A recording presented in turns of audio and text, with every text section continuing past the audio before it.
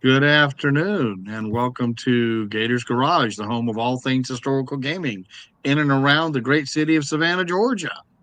We have with us this afternoon Miss Kalissa Skibicki, the tournament organizer for Siege of Augusta for Bolt Action, as well as several other Bolt Action tournaments, which we'll get some details on those as we go.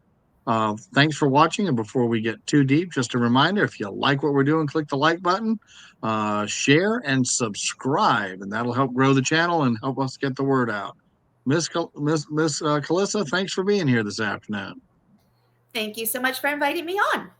I'm excited to be Abs- talking Bolt Action with you and our upcoming tournament at Siege of Augusta.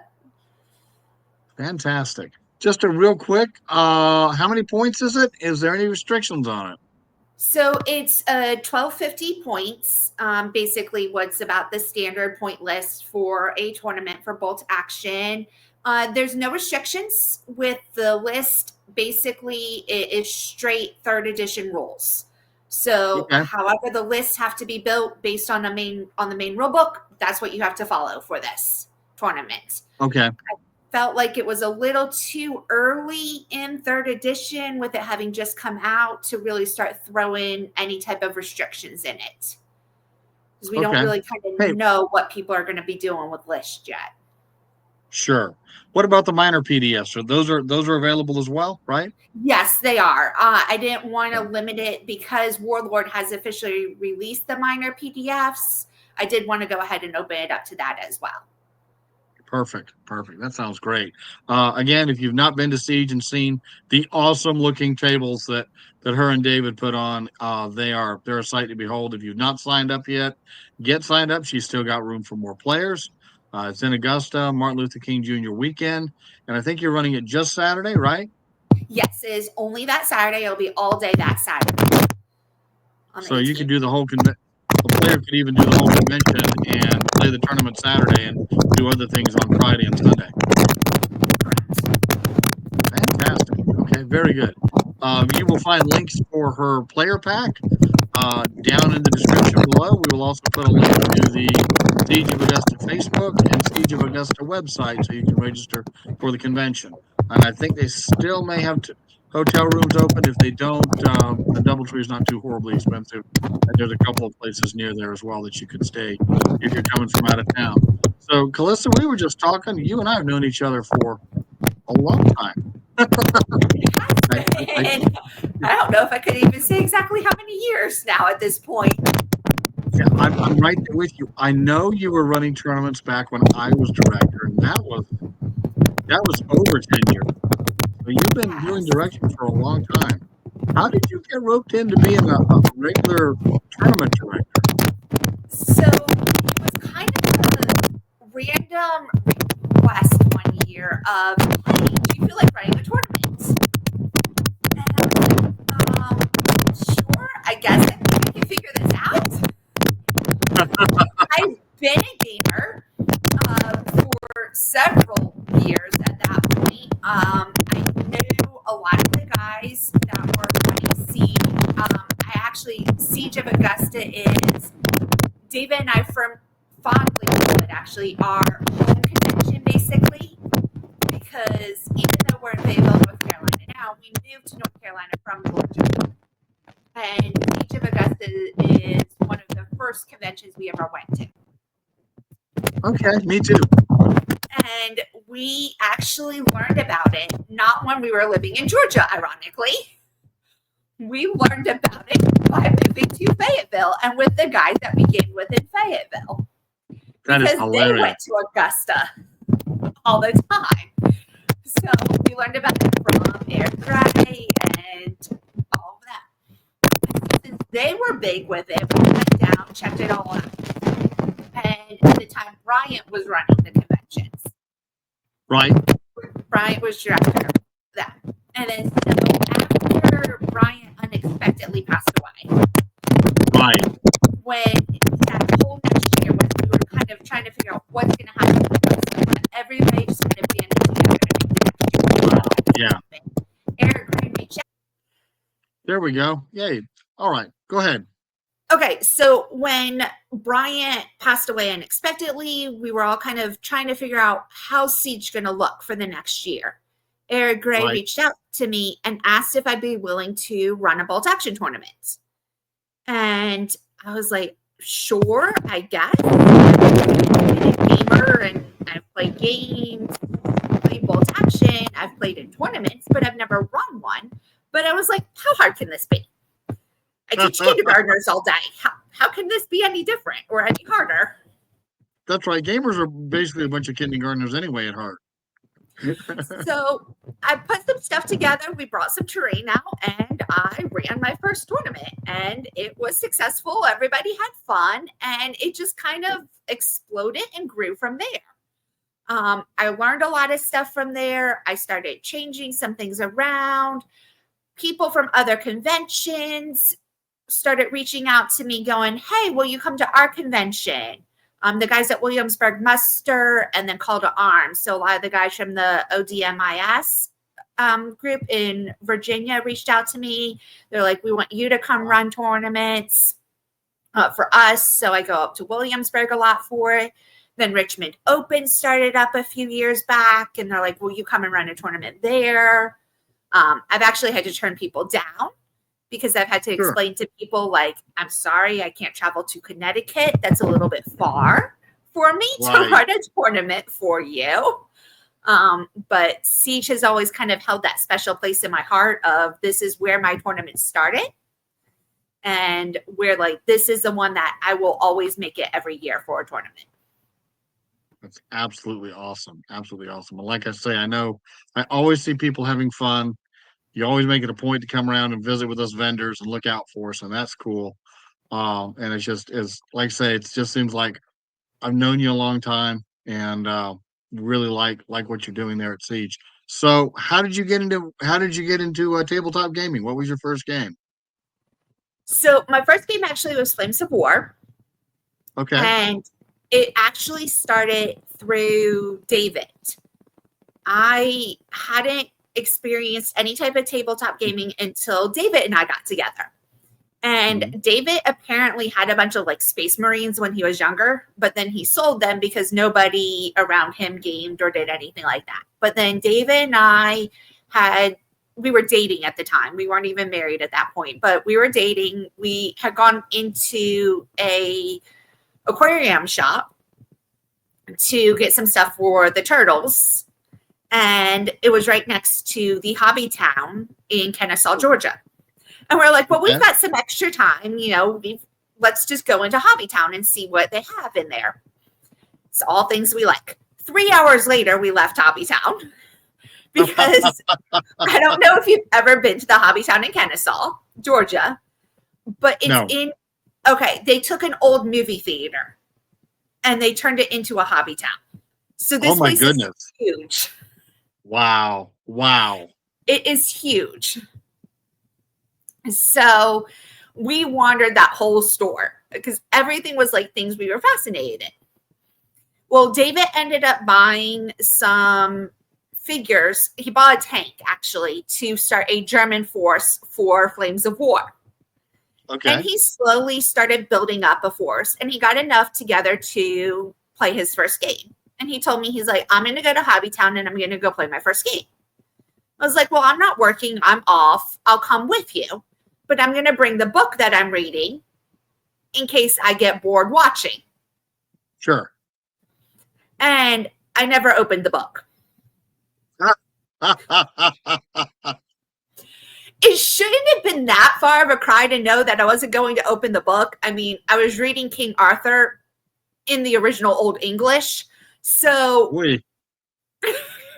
we should have known that it wouldn't have been that hard of a push because I've always loved history, even growing up. History and mythology were always my favorite, hands down things as a child and my greatest interest still even now. So I should have known, like, I wouldn't have gotten bored. But anyway, so when we left, David goes, well, which army am I building you? British or Soviets? And I chose the British, and it never went back from there. Fantastic. And I came to the hobby the same way. I've always loved history. My first degree is in history, so I definitely see where you're coming from there. And so, what else have you played? I don't know if I can remember everything to list everything. Nice. Good. Because we do a little bit of everything. Flames of War is really the big one that we started with. And then we went into bolt action.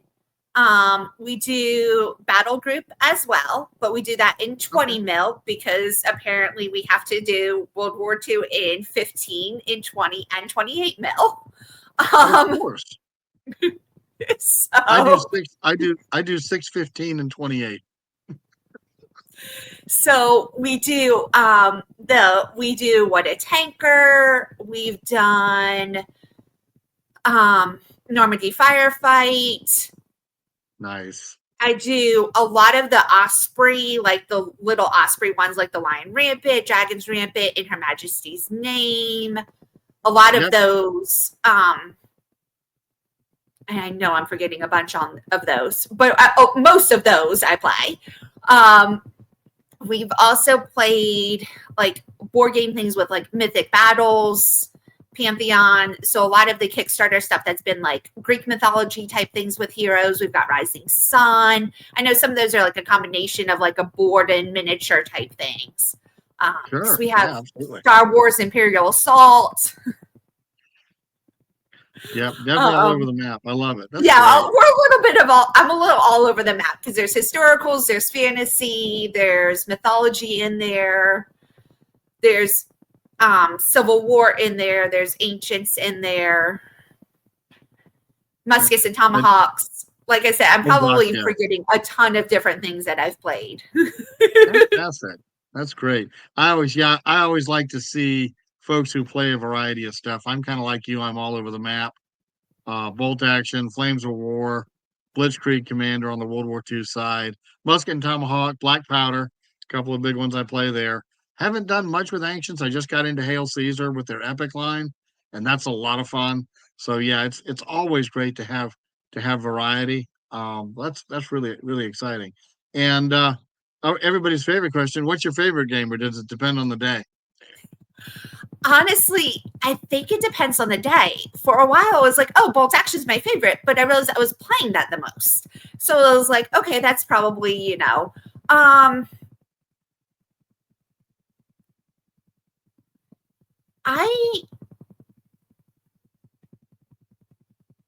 don't know if I could sit there and say that I have my favorite game.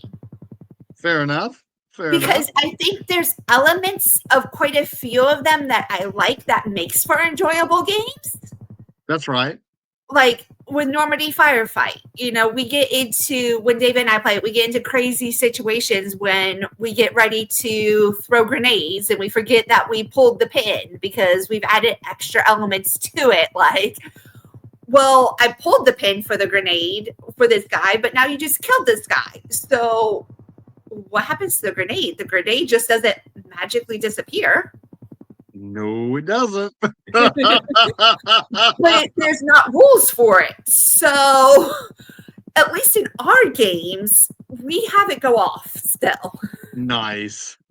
Because we actually act reality with some of it too. Sure. Yeah, I love it. That's great. I know I just started playing this. Go ahead. We like the epicness of some of the different things. So I'd probably say it's more time periods almost in a way. With like saying like anything mythology would be my favorite. Probably because I just love mythology.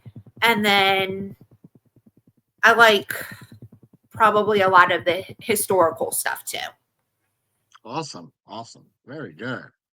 And then so besides Siege of Augusta, I know what I wanted to ask you about. What do you think about third edition so far? So, in all honesty, I have not had much time to explore third edition that much yet. So I'm going to say, from what I've seen so far of it, I like where it's going and I like what's been done with it from what I've seen so far. I haven't gotten to delve into it probably as much as I would have liked to coming up before running into a tournament. honestly. A lot of that has had to do with my work schedule, Sure. which, my real job that actually pays the bills to allow me to be a gamer. And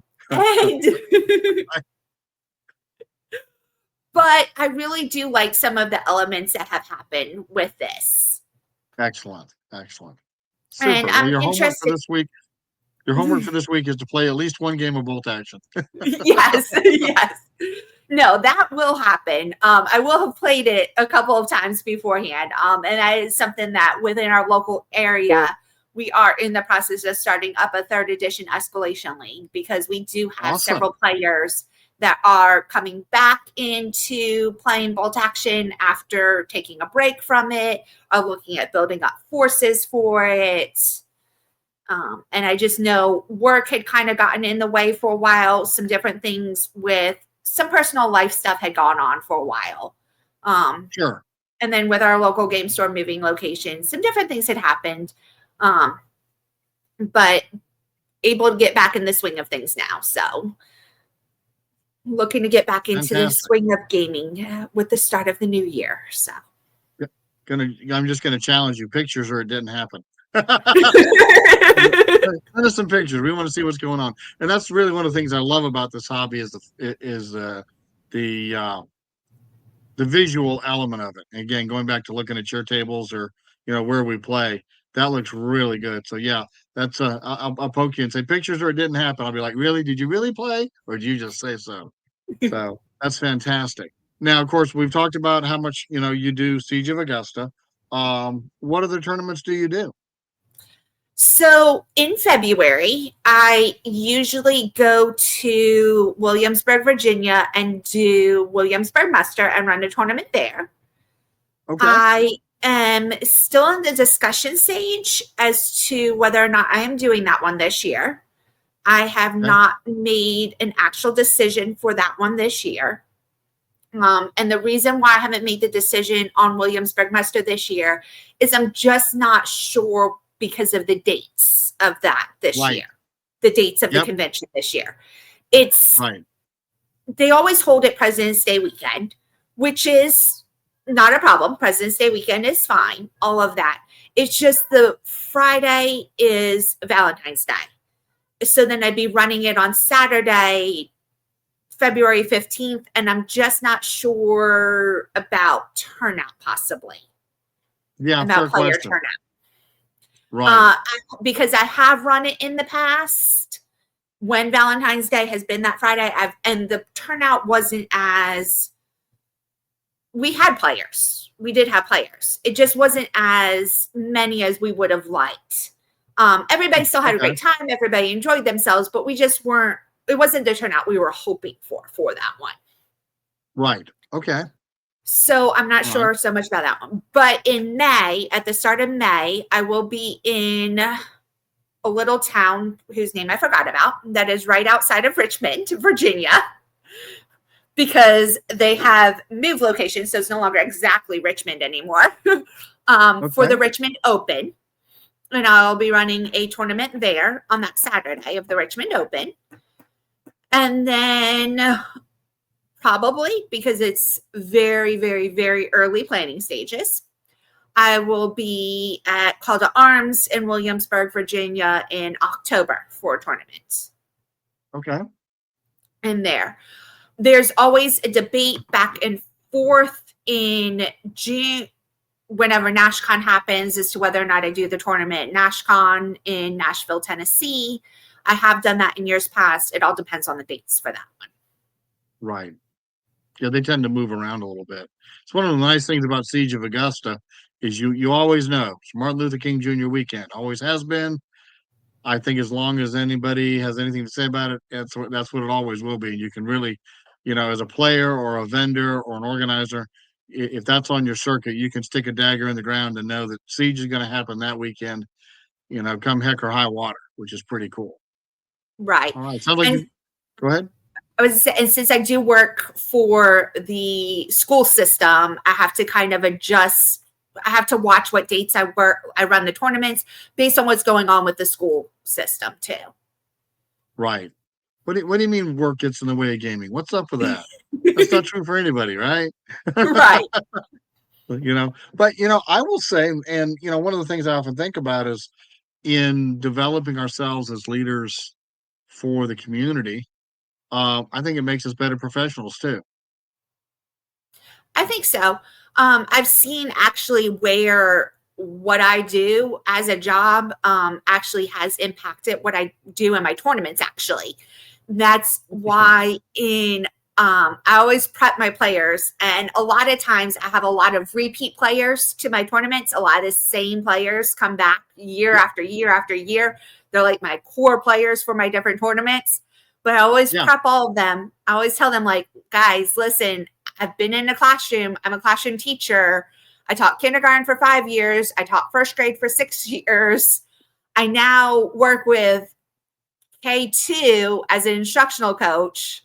You know, mainly, I'm sorry if teacher voice comes out. I'm sorry if I treat you like a 5-year-old or a 6-year-old. It's just Monday through Friday. That's who I spend majority of my days with.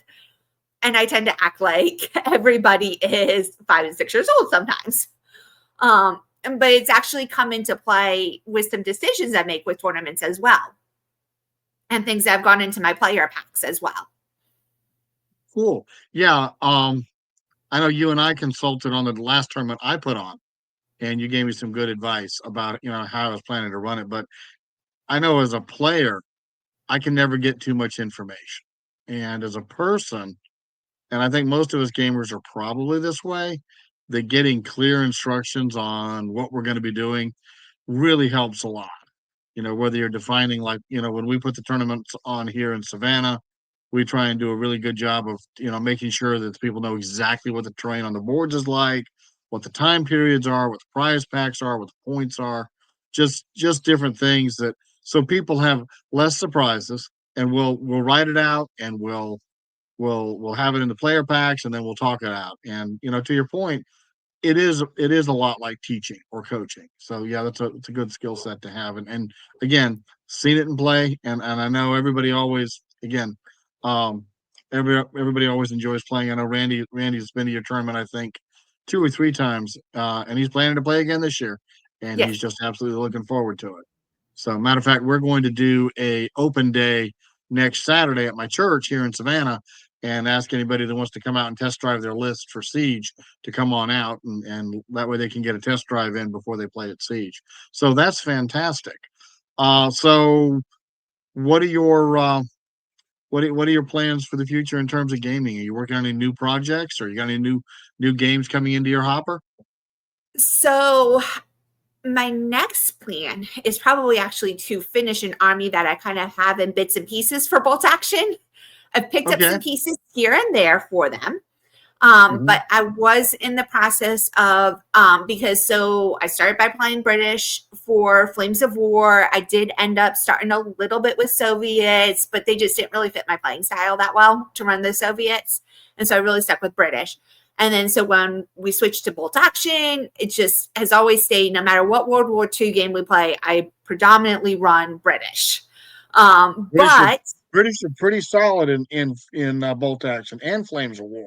So good mm, call. I run a British armored company in Flames, and yeah, I know what you mean, and especially with the new edition.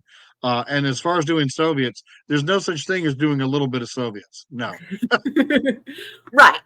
But I did pick up over the past probably 2 years, off and on here and there. I started picking up pieces to make a Greek list and to run Greeks for Nice. bolt action. Okay. Okay. So I have to Okay. actually pull everything I have and figure out now, what do I want to put together from it? Like, what else do I need to put into the list? Right. Right. What am I I, missing? And actually put my Greek list together. that is one of the things I really like about bolt action, as opposed to maybe some other games, is because of the point system, and everything's based on what I would call combat points. Um, Early war armies can be incredibly competitive.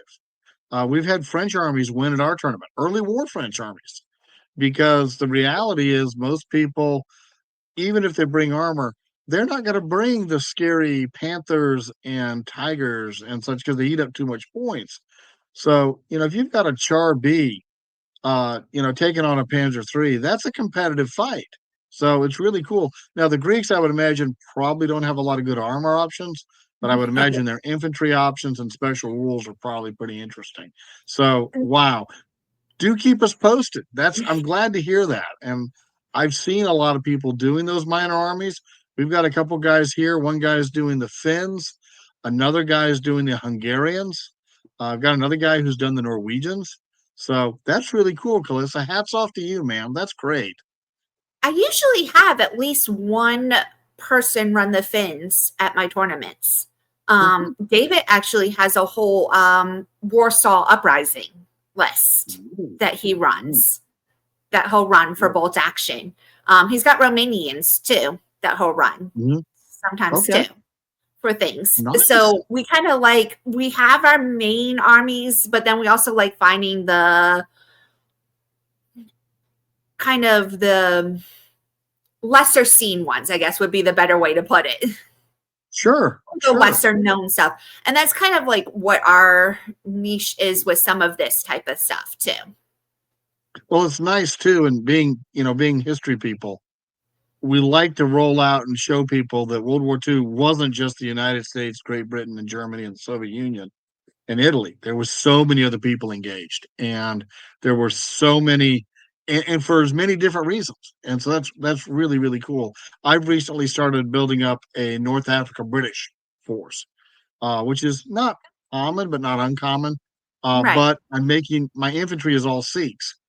And again, just because I want to show off the different types of folks that were fighting for the empire. So it's one of the things we can do with this game is really, if you'll pardon the term, educate people. Oh, you mean the Greeks fought? Yeah. And the Romanians? Yeah. And, on the Eastern Front and the Western Front in some cases. So that's really cool. I like it. I like it a lot. Now, John Russell with the North American Warlord guy has mentioned your name, usually with a smile. And how did you get hooked in directly with Warlord? So that was another one of those, I just kind of fell into it situation, kind of like running tournaments. So I was running tournaments at Siege. We were attending Historicon as gamers. And when we would go up to Historicon as gamers, and then David wanted to run a convention game one year, and David is incredibly talented when it comes to making the terrain. I cannot take any credit for any of the terrain that we have, that we put on the table. I tell people all the time, David is my terrain person. He is the one who sets up all of those tables. I have maybe helped here or there by going, hey, do you think this could work for that? But he is the master of the terrain. And he was putting together these huge, amazing convention tables and games. So he was running convention games. I was running convention games. I haven't done it much because of some other things that have started taking precedence at some of the other Historicons. I started judging games for the awards that were given out at Historicon. And we just kind of expanded a little bit within the hobby with different things we were doing. And through it, we met a bunch of different people. We started going to those other conventions where I started running more tournaments, and people start reaching out to me. So I started running tournaments kind of throughout the place, I guess, up and down the East Coast, sort of in my little corners. Sure. And then I even got asked to run demos at a game store over in Charlotte, North Carolina, those type of things. And then I just got contacted by John Russell. I met him. I knew him before I got connected with Warlord through the programs and all the stuff that I do with them now. But I guess my name had been brought up. I had been brought to their attention. Apparently, I was getting suggested by some people before I even made it on their list. But then they approached me with the offer, and then I just accepted to join the program. Fantastic. Again, I've always heard good things from both players and from John about you. And folks, if you don't follow John Russell, he's on the Warlord North America Facebook page every Wednesday doing a Warlord Wednesday update, and great place to get little snippets of things that are coming down the pipe. I usually host John about once a quarter, and we talk about the new things that are coming down from Warlord. So yeah, John Russell, good people. Friend of Kalissa, friend of Mike, so definitely worth listening to. Let's see. I guess that's I want to say first of all, thank you, and I'm sure people tell you that, but thank you for the work you do. It is amazing. It makes a huge difference in the hobby. Those of us who both organize and retail, we couldn't do it without support of folks like you that keep bolt action in the public eye. It's absolutely important. I know you talked about your local store is going to kind of be relaunching its escalation league, and that kind of work, Kalissa, is just it's very awesome. And thank you for that. Want to thank you for coming on the show.